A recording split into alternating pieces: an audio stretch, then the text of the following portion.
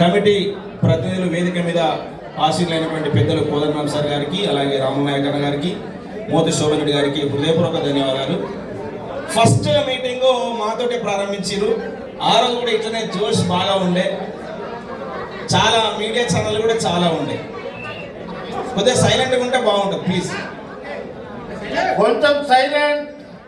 వీరులారా వందనం, విద్యార్థి అమరులారా వందనం, పాదాలకు వీరులారా వందనం, విద్యార్థి అమరులారా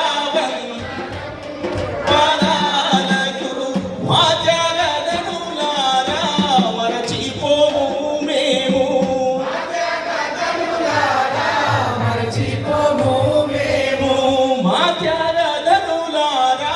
మరచిపోము మేము, మేము గుండెల్లో గుడి గడుతాం, గుండెల్లో గుడి గడుతాం, కోరు దండం పెడుతాం, వీరులారా వందనం, విద్యార్థి అమరులారా పాదాలకు, అమరులారా వందనం, పాదాలకు, అమరులారా వందనం, పాదాలకు. జోహార్ విద్యార్థి అమర వీరులకు. ఈ పాటకారుడు లేడు అంటే అతిశయోక్తం కాదు, అందరు వాడాలి కదా. ఈ పాట రాసే అదృష్టం దక్కినందుకు నాకు, మొట్టమొదటిసారిగా పాడే అదృష్టం దక్కినందుకు మా అంజన్నకు, నిజంగా ఈ గడ్డ మీద పుట్టినందుకు, ఉస్మానియా యూనివర్సిటీ బిడ్డగా చదివినందుకు గర్వపడతా ఉన్నాం. తెలంగాణ ఉద్యమ సమయంలో మేము పిహెచ్డి చేస్తున్నాం. అప్పుడు మీరు పిహెచ్డి చేస్తున్నాం. అప్పుడు ఆ టైంలో అంటే మాకు రెండు పాత్రలు ఉన్నాయి ఇక్కడ. విద్యార్థి ఉద్యమకారుడిగా ఒక పాత్ర, కవి కళాకారుడిగా మరొక పాత్ర. ఈ రెండు పాత్రలు పోషించే అదృష్టం దక్కినందుకు కూడా గర్వపడతా ఉన్నాం. కళామాతలకి హృదయపూర్వక వందనాలు తెలియజేస్తాం. మిత్రులారా, అందరికి ఉద్యోగాలు కావాలి, ఏదో ఒక ఆశ అందరికీ ఉంటుంది. ఓ సెల్లే జరాగరా వస్తుంది. అయితే ప్రభుత్వము మనందరినీ గుర్తించడానికి గత ప్రభుత్వంలో 550 మంది కన్నా 550 మందిగా గత ప్రభుత్వంలో ఉద్యోగాలు ఇచ్చారు. దాంట్లో కూడా అప్పుడు ఉన్నటువంటి చైర్మన్ అవకతవకలు చేసిండు అని చెప్పేసి కోర్టులో కేసులు పడ్డాయి. తర్వాత మళ్ళీ కొంతమందికి మళ్ళీ ఇంటర్వ్యూ పెట్టి నియామకాలు చేసి, సరే నేను తప్ప అంటలే, జరిగే ప్రక్రియలు జరిగినాయి. పాపం మా వెంకటేశ్వర బాగా కొట్టలేండి అప్పుడు ఆ టైంలో. అయితే నేనేమంటున్నా అంటే, గత ప్రభుత్వంలో ఇవి జరిగినాయి, ఇంకా నిజమైన కళాకారులను గుర్తించలేదు అని చెప్పేసి బాధపడుతున్న వాళ్ళందరూ కూడా ఈ ప్రభుత్వం రావడానికి కారికి గచ్చ కట్టుకొని పాట పాడినరు. ఇలా ప్రభుత్వం, కాంగ్రెస్ ప్రభుత్వం ఏర్పడ్డదంటే ఆ కౌలు కళాకారుల పాత్ర కూడా ఎంతో ఉన్నదని చెప్పేసి నేను గుర్తు చేస్తాను. అయ్యో ఈ ప్రభుత్వం మారితేనన్నా మాకు ఉద్యోగాలు వస్తాయి అనుకొని పాట పాడినారు. కాబట్టి ఈ ప్రభుత్వంలో ఉన్నటువంటి పెద్దలు, ఈ కమిటీ కూడా దాన్ని దృష్టిలో పెట్టుకొని, అంటే వాళ్ళు కేవలం కాంగ్రెస్ కోసం పాటలు పాడుతున్న ఉద్యోగాలు ఇవ్వాలా అని కాదు, ఉద్యమంలో పనిచేసిన కౌలు కళాకారులు, ఈ నిజమైన ఉద్యమంలో పనిచేసినటువంటి కౌలు కళాకారులను గత ప్రభుత్వంలో ఉన్నటువంటి ఒక చైర్మన్ గారు వివక్షతోటి అక్కడ ఉన్నటువంటి అప్పటి ముఖ్యమంత్రికి వ్యతిరేకంగా ఉన్నారని చెప్పేసి ఆ వివక్షతోటి చాలా మందికి ఉద్యోగాలు ఇవ్వలే. ఒక ఉదాహరణ, ముంబైలో నాగరాజు అని చెప్పేసి ఒక కళాకారుడు ఉంటాడు. నాగరాజు, చీమకర్ల నాగరాజు, ఆయనది నార్కెట్పల్లి. బొంబాయిలో మన వాళ్ళు చాలా మంది ఉంటారు. 6 లక్షల మందితోటి పెద్ద బహిరంగ సభ పెట్టిరు ఒక రోజు. పెట్టినప్పుడు నేను అక్కడికి గెస్ట్గా వెళ్ళిన. అక్కడ ఆ సమావేశంలో కళాకారులకు సంబంధించినటువంటి ఇన్ఛార్జు చీమకర్ల నాగరాజు. అప్పుడు ఉద్యోగం కోసము ఆయన ఇక్కడ వస్తుండే, బొంబాయిలో ఉన్నప్పుడు అక్కడ పనిచేస్తుండే. తెలంగాణ కోసం తపన పడ్డటువంటి బిడ్డ, కూలి బిడ్డ, వలస బిడ్డ, నా తెలంగాణ రాష్ట్రం వస్తే మళ్ళీ నా ఊరిపై పని చేసుకుంటా, పాట పాడుకుంటా అని చెప్పేసినటువంటి బిడ్డ అప్పటి చైర్మన్ దగ్గరికి వెళ్ళి అప్లికేషన్ పెట్టుకున్నాడు ఉద్యోగం ఇవ్వమని. ఎక్కడ పనిచేసాను, ఎవరితో పనిచేసాను అంటే, ఇగో పలాని దర్వేలన వాళ్ళతో, పలాని ధర్మంజన వాళ్ళతో పనిచేసిన, కథం క్యాన్సల్ ఉద్యోగం. ఇట్లా పలాని గదరన్నతో పనిచేసిన, పలాని ఇంకొక అన్నతో పనిచేసిన అంటే వాళ్ళు కేసీఆర్కు ఆ రోజు వ్యతిరేకంగా ఉండేది కాబట్టి వాళ్ళకు ఉద్యోగం ఇవ్వను అని చెప్పేసి ఆ రోజు పక్కన పెట్టారు. కానీ అసలు ఉద్యోగాల ప్రక్రియనే ఉద్యమం కోసం పనిచేసిన వాళ్ళకు ఉద్యోగాలు ఇవ్వాలని కేసీఆర్ గారు పెట్టారు. కేసీఆర్ గారు దురదృష్టం పెట్టిండ్రు, నా కోసం పాటలు వాళ్ళకి ఉద్యోగం ఇస్తానులే కేసీఆర్ గారు.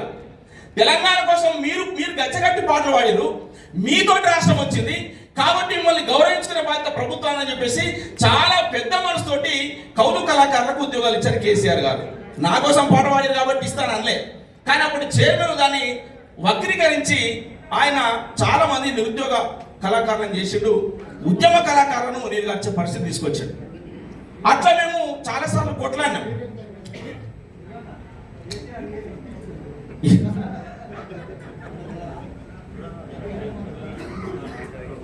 కాబట్టి అప్పుడు ఉన్నటువంటి సారథి చైర్మన్కి వ్యతిరేకంగా చాలా మంది కొట్లాడినరు.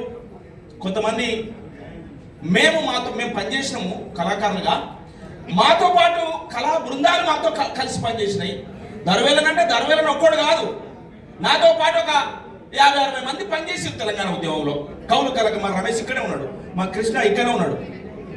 అంటే సిద్దిపేట డిగ్రీ కాలేజ్ నుంచి ఉస్మానియాకి వచ్చినటువంటి బిడ్డలు వాళ్ళు. తర్వాత చాలా మంది ఆడారు మాకు. అట్లా సారథి చైర్మన్ చేసినటువంటి ఒక వివక్ష ఏదైతే ఉందో దాన్ని తట్టుకోలేక మాకు మాత్రమే ఉద్యోగం ఇస్తా, మిగతాళ్ళకి అంటే మాకు వద్దు అనుకొని వచ్చిన వాళ్ళు నేరనాల కిషోర్ గారు, వాళ్ళ భార్య, వాళ్ళ సతీమణిని హృదయపూర్వకంగా వాళ్ళకి ధన్యవాదాలు తెలియజేస్తా ఉన్నాం. అంటే మాకు మాత్రమే ఇచ్చి మాతో పనిచేసిన వాళ్ళకి ఉద్యోగాలు ఇవ్వడం అని చెప్పేసి.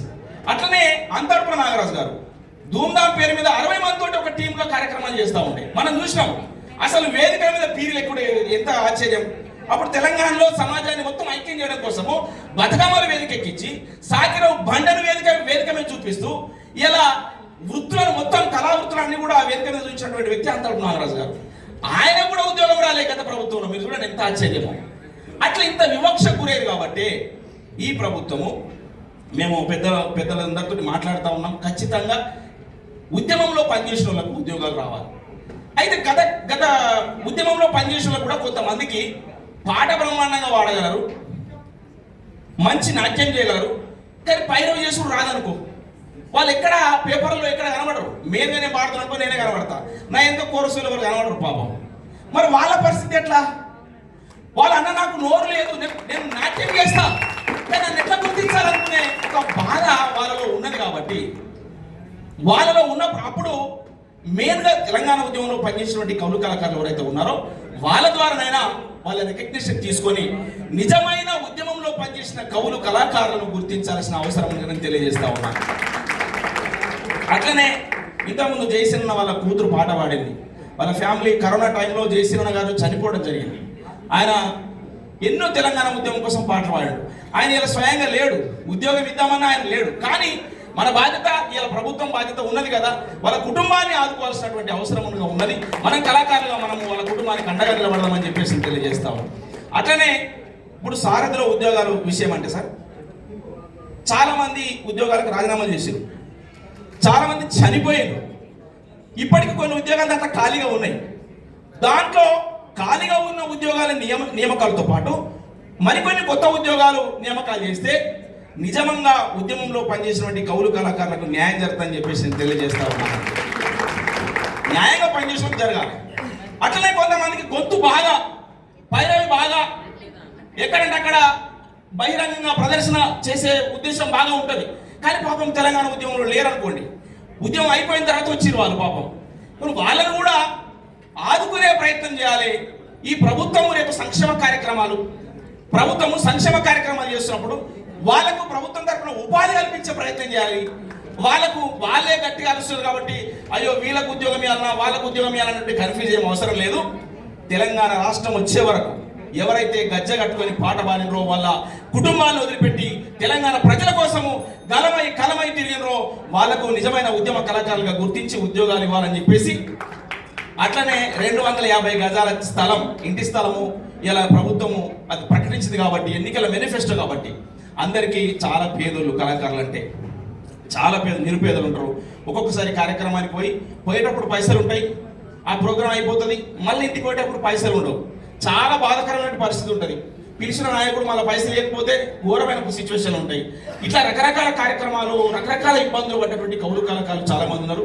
కాబట్టి వాళ్లకు జాగతో పాటు ఒక సొంత ఇల్లు కట్టిస్తే, 2 గదుల ఇల్లు 3 గదుల ఇల్లు కట్టిస్తే శాశ్వతంగా ఈ ప్రభుత్వాన్ని గుండెలో పెట్టుకుంటారు కళాకారులు అని చెప్పేసి, కౌలు కళాకారులు అని చెప్పేసి తెలియజేస్తా ఉన్నాం. ఆ 250 గజాల జాగలో ఒక నిర్మాణం అయ్యే ఇల్లు ప్రభుత్వం కట్టిస్తే బాగుంటుందని చెప్పేసి తెలియజేస్తూ, ఇక ఈ ప్రభుత్వం గత ప్రభుత్వమే ఒకటి నిరూపించింది, కవులు కళాకారులు అంటే ఏం ఆషామాషి కాదు, చట్ట సభలలో కూడా మీరు ఉండాలని చెప్పేసి ఒక కళాకారుని ఇలా అసెంబ్లీలో కూర్చోబెట్టినటువంటి పరిస్థితి గత ప్రభుత్వంలో చూసినాం.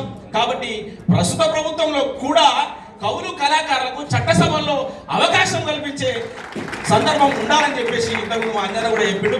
కాబట్టి నేను హృదయపూర్వకంగా మీకు తెలియజేస్తాను. అట్లనే ప్రధానంగా అందరికీ అన్ని ఇవ్వడం సాధ్యం కాకపోవచ్చు, కానీ ఇప్పుడు కార్పొరేషన్ చైర్మన్లు కానీ కమిషన్ సభ్యులు గాను చైర్మన్లు గాను కొన్ని ఉన్నాయి.